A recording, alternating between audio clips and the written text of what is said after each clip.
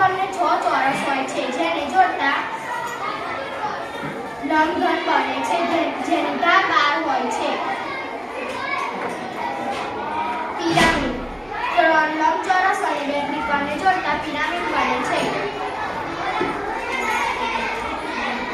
ત્રિકોણના પિરામિડ છે. ત્રિકોણના પિરામિડ એ 4 ત્રિકોણને જોડતા ત્રિકોણના પિરામિડ બને છે.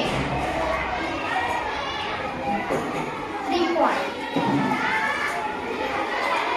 4 ત્રિકોણને જોડતા ત્રિકોણ બને છે.